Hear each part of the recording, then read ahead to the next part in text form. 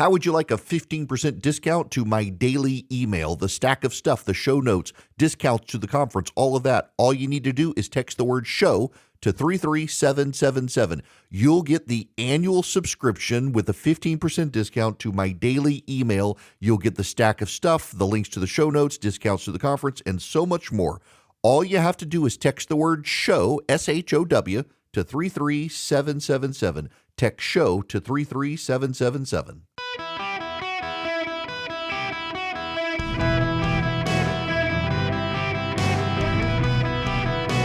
Welcome to the Eric Erickson Show podcast, Hour 2. Greetings, conversationalists. It is Eric Erickson here across the United States of America. The phone number is 877-973-7425. Should you wish to be on the program, I would be very happy to have you. You can also text Eric, E-R-I-C-K, to 33777. Get the show notes, the live stream, and so much more. Glad to have you with me. Now, I got to move to Colombia. I talked a little about the Caribbean situation yesterday. Let me, before I get there, those of you, I know how people float in, float out. I was able to get my wife out of the hospital yesterday. She is healing up fine. The prognosis is good. My son is back in school. The dog is sick. My boss actually texted me yesterday to see how things were going. And I was like, he's been out of town. I'm like, Christy's been in the hospital since Friday. Left work early, had to run to best of in the third hour of the show. So I get Christy from the hospital, take my son to the doctor, then took the dog to the vet. When it rains, it pours. I was actually supposed to be off yesterday. I was actually supposed to play golf today, this morning and this afternoon, and was set up to do my show from the golf course, and all of that has fallen through. So at some point, I'll get back to hitting golf balls too. And also, I did lock in a Hyundai Santa Fe with Jim Ellis for my son. So we're dealing with all of that. It's been a grueling couple of days in the Erickson household. Thank you all, by the way. A number of people reached out and said, can we do meals? Can we send you food? Thank you. Thank you very much. That for many people who I don't even know, haven't met you before, show so much kindness over these last few days. Very overwhelming. And I've declined because my son is a super picky eater. My wife is really on like broth and jello right now. And so I can fend for myself, but I do thank everyone. Lastly, before getting into this news on Colombia, I do need to say this. Today is the 9th anniversary of my wife getting 2 years to live. And she's still here. She started her medicine, the Tagrisso medicine that keeps her cancer at bay 9 years ago, was told it would work for 2 years. And here we are 9 years later. So it's a big day in the Erickson household, and she's home from the hospital. Let's talk about Colombia.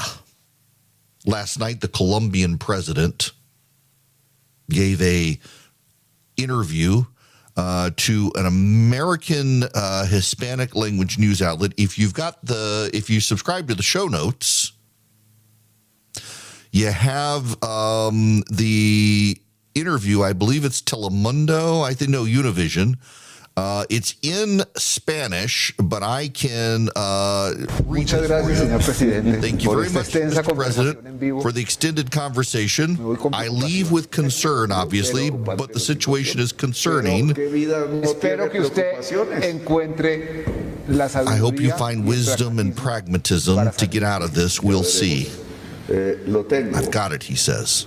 The problem is that I doubt that this is on Trump's mind. But I trust that the Democratic Reserve of the American institutions, which do not yet exist in Colombia, are able to put science and truth above slander and arrogance and greed. Your mission is not to change Trump, the reporter says. No, your mission is to seek the best possible negotiation for the millions of Colombians who depend on those jobs and that economy. Humanity has a first off-ramp, and it has to change Trump, the president says, in various ways. The easiest way may be through Trump himself, the easiest. If not, get rid of Trump and he snaps his finger. Get rid of Trump. Snaps his finger. I read that as a call to assassinate the President of the United States. The easiest way is through Trump, and if not, get rid of Trump. He snaps his finger like that. How do you get rid of Trump? Well, there's only one way you can get rid of him right now for the next few years. Who is the Colombian president? He was a far-left guerrilla. This is from the Wall Street Journal. Elected in 2022, the 65-year-old Colombian president is no stranger to tangling with adversaries. As a senator 2 decades ago, he asserted that a conservative president in Colombia led death squads. He has hurled insults at Argentinian President Javier Milei for his free market policies. For 2 years, Petro railed against Benjamin Netanyahu over the war in Gaza. Since taking office, Petro has cast himself as a moral counterweight and a defiant voice from the developing world, challenging what he considers Washington's imperialism and power.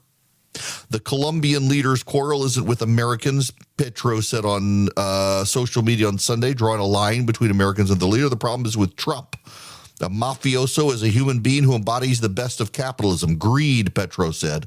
And I'm the opposite, a lover of life, and therefore an age-old guerrilla fighter for life. Well, what is his background?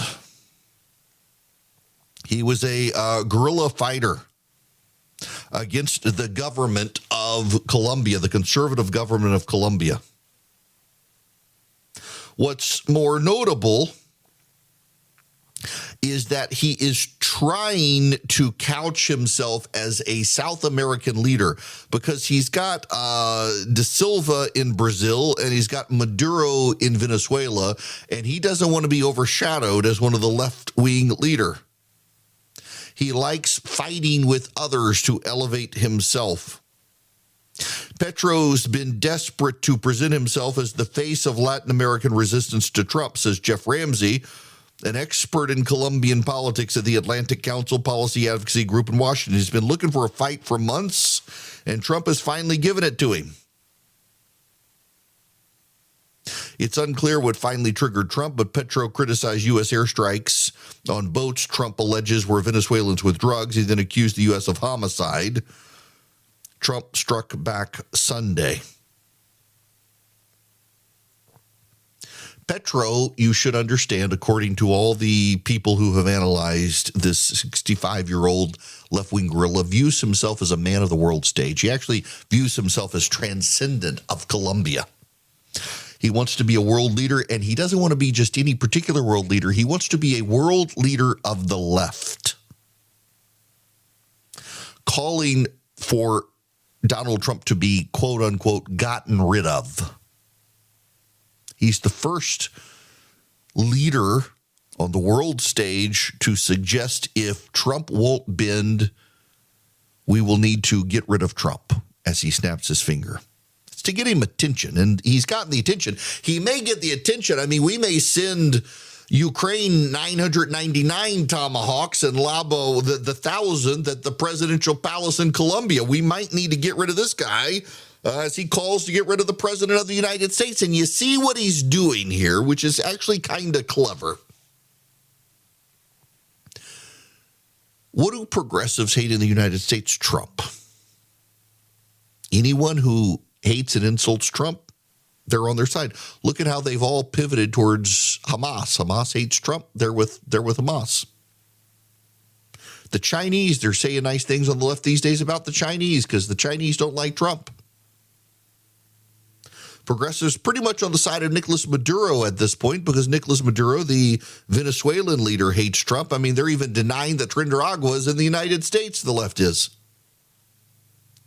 So here comes the president of Colombia, attacks Donald Trump, and the left goes wild. See, he can build up a coalition of progressives in this country and around the world simply by hating Donald Trump. You hate Donald Trump?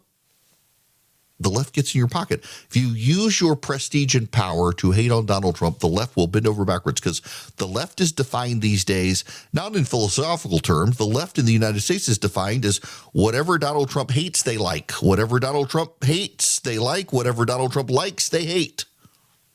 I have told the White House on more than one occasion, if the president came out today and said, I like oxygen, I think everyone should breathe deeper. He could probably kill off his opposition, because they'd all hold their breath. Why? Because they define themselves in opposition to Donald Trump. What Trump hates, they love. What he loves, they hate. And so if you're a far left politician in Colombia, the leader of Colombia, and you want to be a leader in Latin America, you want to stand out. Maduro hasn't called for getting rid of Trump. Silva hasn't called for getting rid of Trump. None of the left-wing leaders, the president of Mexico, none of them have called for getting rid of Trump. The Colombian president, he's a short little guy too. Missile might sail over his head. And he's got to do something quick, because he's got to go, he's so short, he's got to go help Santa Claus for Christmas. So he's got to do something now to make a bold stand against Donald Trump. The problem here for Trump, too, is the escalation in the Caribbean. I got to be real honest with you. I am a little bit concerned that the White House is resisting giving Congress information. I'm concerned about it. I really am. I'm concerned because I don't necessarily trust all of the political leadership inside making the decisions about who to strike and where to strike and what they're striking. But concurrent to all of that, I like the policy. I actually think it's a good policy for the president to change our rules of engagement for the narco-terrorists, because I do think they're narco-terrorists. And I do think they need to be stopped. And I think if it means taking the military and using the military, that's fine. But I also think that the president of the United States needs to have some level of accountability with Congress for his team. Senior military leaders within the Pentagon are on background now telling, and you got to follow along with this one. This is the Washington Times, which is a conservative news outlet. This has been Wolfgang of the Washington Times, who is a conservative reporter. Defense Secretary Pete Hegseth has lost the trust and respect of some top military commanders with his public grandstanding, widely seen as unprofessional, and the personnel moves made by the former cable TV host, leading to an unprecedented and dangerous exit of talent from the Pentagon, said current senior military leaders and current and former DoD officials. Numerous high-ranking officers painted Hegseth's September 30th speech to hundreds of generals and admirals gathered at Marine Corps base Quantico in Virginia as a turning point for how his leadership style, attitude, and overall competency are viewed. It was a massive waste of time. If he ever had us, he lost us, a current Army general told the Washington Times.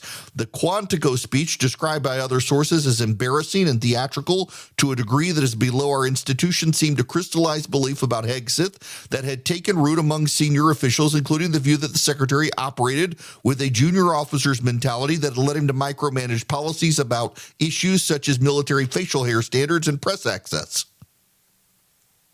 Here's the problem. Remember, they ousted a lot of the woke guys to begin with. So these are not the woke guys. These are the guys that Trump wanted, and the guys that Trump wanted have not gone to the Washington Post. They haven't gone to the New York Times. They haven't gone to NBC. They've gone to the Washington Times, which is read inside the White House, to say he's lost our confidence. And now there is this from Mark Caputo, the best-sourced White House reporter in Washington. The U.S. military has killed at least 32 people in 7 strikes off the coast of Venezuela without telling Congress or the American people who was killed or what the evidence was. Officially, our position is we're there to stop narco-terrorists. We're going to blow up their boats, and we're going to be patient about it. No one's in a rush, a senior administration official said. It's not just the CIA, it's all of our intelligence capabilities, says an insider involved in discussions about the operation. The U.S. knows where Maduro is, where he stays, where he goes. If we wanted to kill him with a missile, we could have done it by now. The president is escalating the situation. The Congress is concerned, and the president is not engaging the Congress on this, giving them straight information behind the scenes. And now the senior military leadership is whispering to the Washington Times, a conservative outlet, that they've lost confidence in the Secretary of Defense. None of this, in a broad range of topics, looks good for the defense secretary, and the capacity there of distrust among senior leaders in the military that Trump likes could actually undermine the president's policies and what we're doing in the Caribbean. He's going to need to get Hegseth fixed. Y'all, I have been waiting to tell you about Cove Pure. I'm so excited. So, I moved my radio show and podcast out of my house to a studio, and I'm in a big corporate building, and you don't really trust the water out of the pipes. Cove Pure is the fix. They've got clear wave technology. It removes 99.9% of contaminants, lead, PFAs, pharmaceuticals, you name it. I've got one in my office, and I finally have stopped buying bottles of water thanks to Cove Pure. There's no need to call a plumber or drill any holes. I was able to do it. You just plug it in on your countertop. You set the temperature you want on the touchscreen. It tastes like water. That is, it doesn't have a taste. It's fantastic. Take back control of your family's health and drink water the way it's meant to be. Go to covepure.com/Eric right now. Get $200 off while supplies last. That's covepure.com/ERICK. Covepure.com/Eric. Get $200 off. Covepure.com/Eric. Did you know there's going to be a women's baseball league? The Women's Professional Baseball League. They're going to start in New York, Boston, Los Angeles, and San Francisco. 4 teams in 4 cities to compete in an inaugural season, the league announced Tuesday. The Upstart League is co-founded by Justine Siegel, the first woman to coach for a Major League Baseball team with the Oakland Athletics in 2015. Announced plans to launch in 2026 as a 6-team circuit with a regular season playoffs and an all-star game. It'll be the first pro league for women since the All-American Girls Professional Baseball League, immortalized in a league of their own, dissolved in 1954. You know what this means. We're all going to be bullied to watch and to cheer like the WNBA. No one cares about that league at all except for one player, and the players all hate that player despite her giving them attention, and we're just going to get bullied by a bunch of angry people that we got to support this too, aren't we? Maybe it'll be good. Not holding my breath. Now, speaking of not holding my breath, I don't have to hold my breath when the odor stinks in the house when I've got my Eden Pure running. You go to EdenPureDeals.com today and you can get 3 of them for less than $200. You save $200 at EdenPureDeals.com. You put in the discount code ERIC3, ERICK3 at EdenPureDeals.com. It's an air purifier, so it gets rid of dust and pollen, but I got to be honest with you, I don't use it as an air purifier.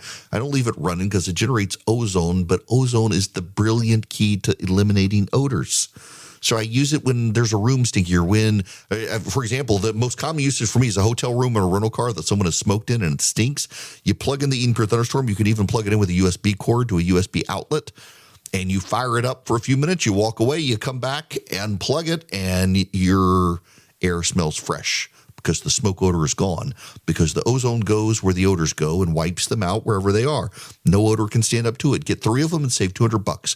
Get them for less than $200 at EdenPureDeals.com. The discount code is ERIC3, ERICK3 at EdenPureDeals.com. Get one for upstairs, downstairs, your basement, your travel bag, your RV, wherever you need them. EdenPureDeals.com, discount code ERIC3. Hello and welcome. It is Eric Erickson across the United States of America. I am glad to have you with me. I got to approach it. Shouldn't be a difficult subject, but it is. There are some pieces out, one by Seth Dillon of the Babylon Bee, another by my friend Denny Burke, Southern Baptist pastor.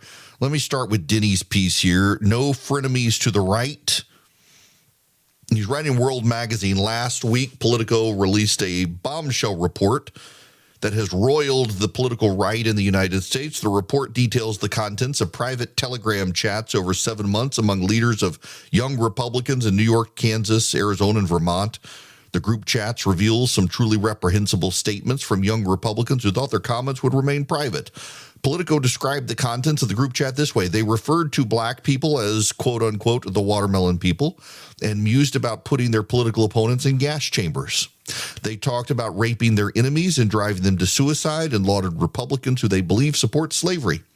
According to Politico, the Kansas Young Republicans vice chair used the N-word in two various ways, one with a GA on the end and one with a GUH, more than a dozen times. The vice chair of New York Young Republicans referred to rape as epic, and the chair sent a message saying that everyone that votes no is going to the gas chamber. There is much more revealed in the leak, and it doesn't get any better. The chats reveal some of the most vile rhetoric imaginable, and it's coming from young, up-and-coming people in the Republican Party. Conservatives are rightly skeptical of Politico's motivations for the report. I, for one, don't trust them. Nevertheless, they've got the receipts, and the revelations in the report have relaunched the debate about the so-called no enemies to the right, or netter wing of the dissident right. Chris Rufo describes the basic concept of netter as the belief that constant infighting, gatekeeping, and self-regulation have rendered the right fractured and impotent, and that establishment conservatives must cease to criticize or exclude the voices of the movement's outer limits.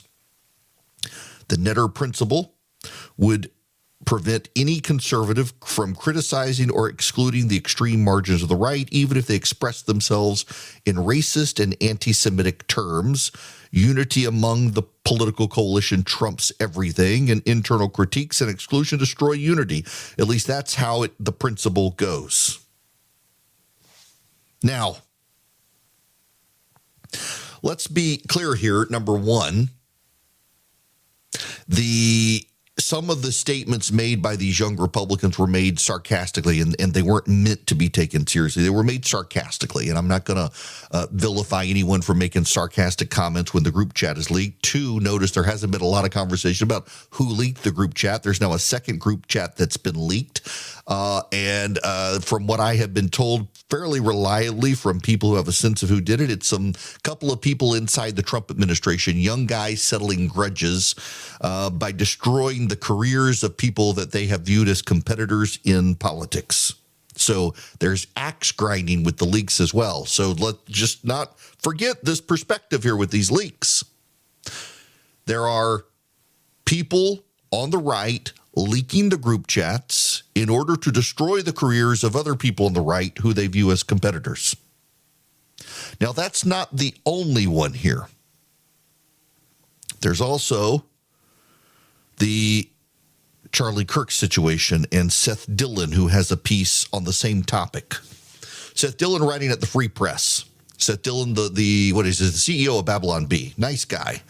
Bad ideas are like cancer, he says. If you don't deal with them quickly and decisively, they spread. One way to deal with bad ideas is to refute them. As C.S. Lewis said, good philosophy must exist if for no other reason, because bad philosophy needs to be answered. Another is to satirize them. Ridiculing bad ideas stops them from being taken seriously. This is the mission of the Babylon Bee, the conservative fake news publication I've been gradually running into the ground since 2018. We mock anyone and anything that deserves it, not just because it's funny, but because it's imperative. Bad ideas taken seriously can have catastrophic consequences. For a conservative, I'm a conservative, and it's fair to say that a lot of bad ideas we make fun of at the Babylon Bee are progressive. Recently, however, I've come under fire from fellow conservatives for pointing out what should be obvious. There are bad ideas on the right, too. Never scrutinize your friends, I'm told. Focus on the enemy. They're the ones promoting abortion on demand, gender transition for minors, open border censorship, DEI, and a host of other absurdities that no one from a couple of decades ago would have believed could ever become mainstream. I'm steadfastly opposed to these ideas. I spent years and millions of dollars fighting them in both the courts and the culture. But what if those aren't the only bad ideas? If bad ideas spread like cancer, shouldn't we check for them everywhere? I recently visited an imaging center for a diagnostic CT scan. I'm glad the technician wasn't only interested in scanning the left side of my body. By insisting on no enemies to the right is repeating the left's biggest mistake. The phrase comes from the French Revolution, when the warning was pas d'ennemis à gauche, no enemies to the left. It was meant to establish strength through unity, but it quickly turned into an excuse to avoid self-scrutiny, a way out of confronting one's own radicals by insisting the only real danger was on the other side. This is how the American left has operated in recent years. Looking at all the ground the left has lost lately, it's clear it was a huge mistake. Instead of taking on their own radicals and self-correcting, the left ignored uncomfortable questions and let its most extreme factions set the agenda. The result was self-defeating overreach, with policies pushed into the mainstream but that ordinary Americans couldn't stomach. And so, despite all the cultural power they acquired, the left is now managing a movement in decline. Ridiculous ideas like pregnant men and drag shows for kids were almost impossible to satirize. I often said the hardest part of our job at the Babylon Bee was coming up with jokes that were more absurd than what the Democrats did in real life. This should serve as a warning to the right. Ordinary people have their limits. Push too hard, you start losing people. My argument's now real simple. If the right doesn't learn from the left's mistakes, we suffer the same fate. It may already be too late. Bad ideas and those pushing them seem to be multiplying by the day. Nick Fuentes, a man who glorifies Hitler, has grown his reach and influence. According to Alex Jones, Fuentes is going to be on Tucker Carlson's podcast. Last week, Politico reported on this leaked group chat of young Republicans reveling in open racism, anti-Semitism, and violent fantasies. J.D. Vance dismissed the story, comparing it to what leftists have said and done. In other words, our friends get a pass. Goes on from there. It's a great read. I don't want to keep reading. But you've got Denny Burke, a minister. You've got Seth Dillon, the CEO of a notable company on the right, all saying we have to hold our side accountable. I want to bring this one home to you. And I want to talk a little more about Seth Dillon. We've had casual interaction, haven't met him in person. Very nice guy, and I admire the work that they do at the Babylon Bee. The Babylon Bee guys are wonderful human beings. Some of them I know better than others. Seth is odd man out. I think most of them are reformed like me, and they all give Seth a hard time. But he is a good guy, husband and father. And while he was writing his op-ed for the Free Press about you've got to hold your own side accountable and you've got to clean up the problems on the right, a man was being arrested for threatening to kill him. And do you know why the man was threatening to kill Seth Dillon and several others, including my friend Josh Hammer, who I know very well? You know why this man wanted to kill Seth Dillon? It's because the man followed a handful of accounts on social media on the right, and those accounts have all embraced anti-Semitic conspiracy theories, including one that Charlie Kirk was not killed by a transgender activist, but by the Jews, and was put up to do so by Seth Dillon and Josh Hammer and a couple others.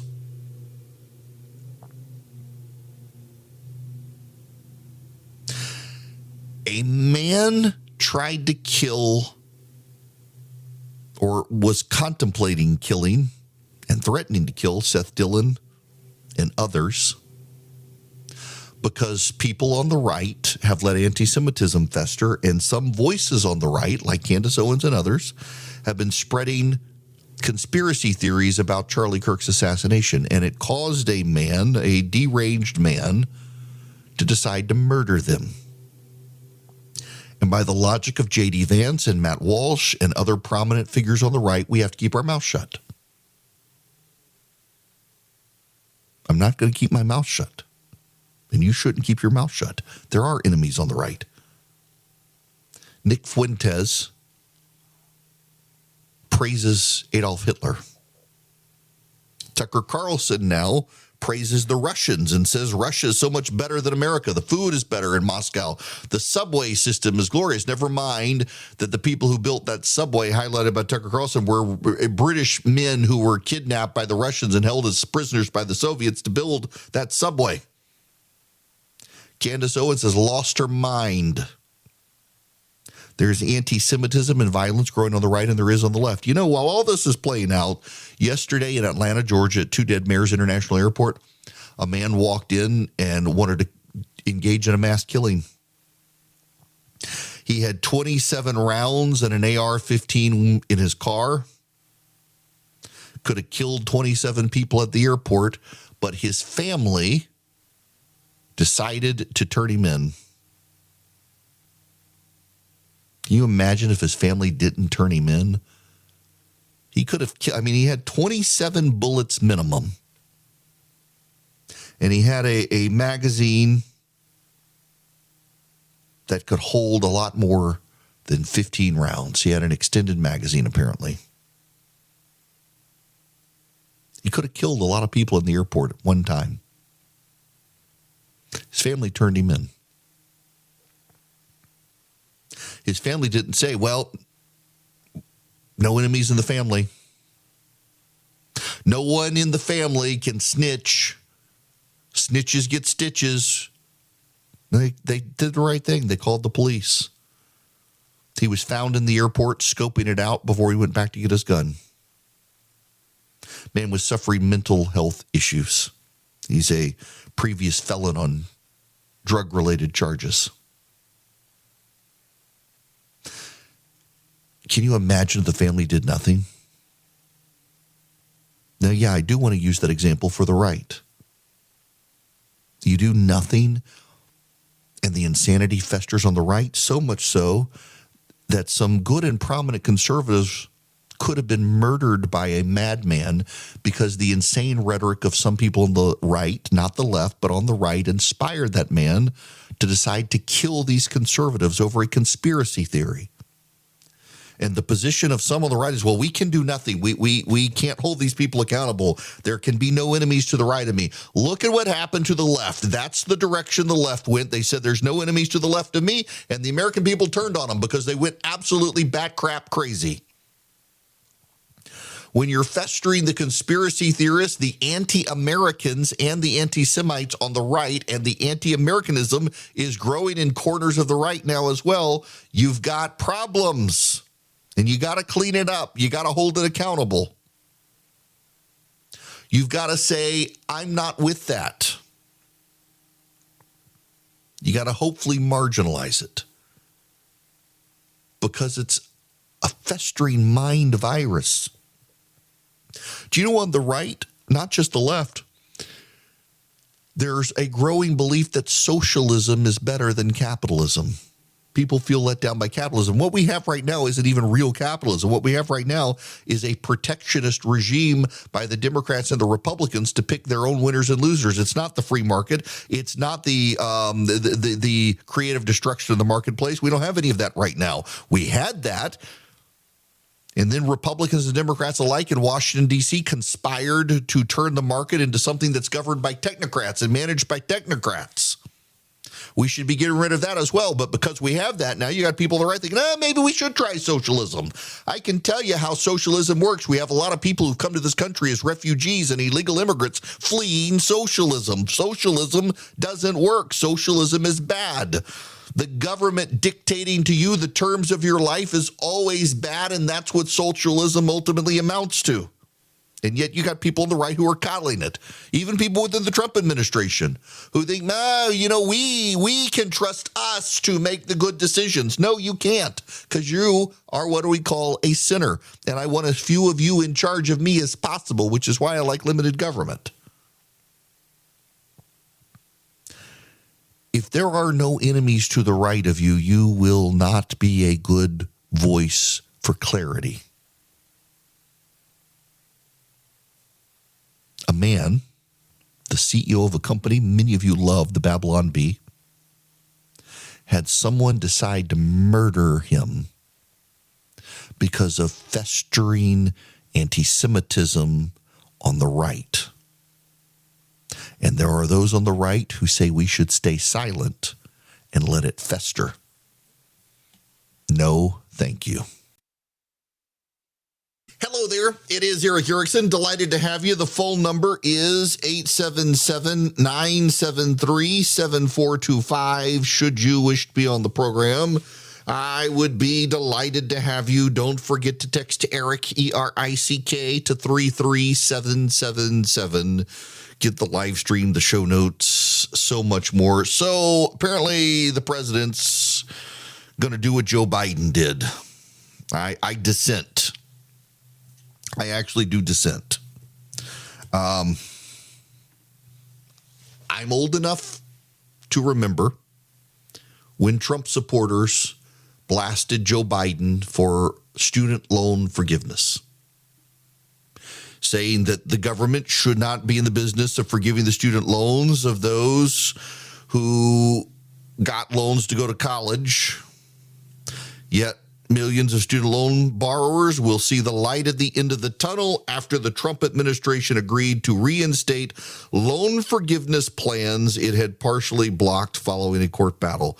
The Trump administration reached an agreement with, that's right, Randy Weingarten and the American Federation of Teachers to approve student debt cancellation for millions of borrowers who continue to make regular payments. The AFT and Department of Education came to an agreement Friday to begin canceling student loans for borrowers enrolled in income-driven repayment plans, according to a joint status report. This is a tremendous win for borrowers. With today's filing, borrowers can rest a little easier, says Winston Burke-McBreen, legal director for Protect Borrowers, which acted as counsel to the teachers union. In a lawsuit filed in March, the AFT, which has 1.8 million union members, accused Trump officials of blocking federal student loan holders from accessing repayment and forgiveness programs that were in effect when they first borrowed. The White House had paused student loan forgiveness under some income-driven repayment plans, which calculate a borrower's monthly payment based on their salary. In other words, the Trump administration has redeployed what the Biden administration was doing, which the Trump administration said they shouldn't do. And the American Federation of Teachers decided to pick a fight, and the Trump administration has caved to the American Federation of Teachers and will pay off the student loans they said they shouldn't, that Joe Biden said they should. Okay. Let me tell you about Hillsdale College. If you go to ericforhillsdale.com today, you can sign up and you can take one of 40 free classes from Hillsdale College. They've got some great ones. It's been a while since I've been to the website. The website is Eric, E-R-I-C-K, F-O-R, Hillsdale.com. Right now, they've got, the Understanding Capitalism course. It's 7 lessons. They're each 30-minute lectures, 30-minute videos. There's the one on the Federalist Papers. That one's 10 30-minute videos. And the Introduction to Aristotle's Ethics, How to Lead a Good Life, that one as well is 10. Now, here's the thing. You take these classes completely free. You get a certificate of completion when you're done, and there are so many classes to actually choose from. Start with the Understanding Capitalism one. It's a great one to get an idea, and then you got a huge catalog of classes to pick from. History, philosophy, religion, literature, politics, economics, fine arts, mathematics, natural sciences. They're all there, whether it's Victor Davis Hanson on citizenship or more. You go to ericforhillsdale.com. You sign up today. You pay nothing. It's a great, great program at Hillsdale College.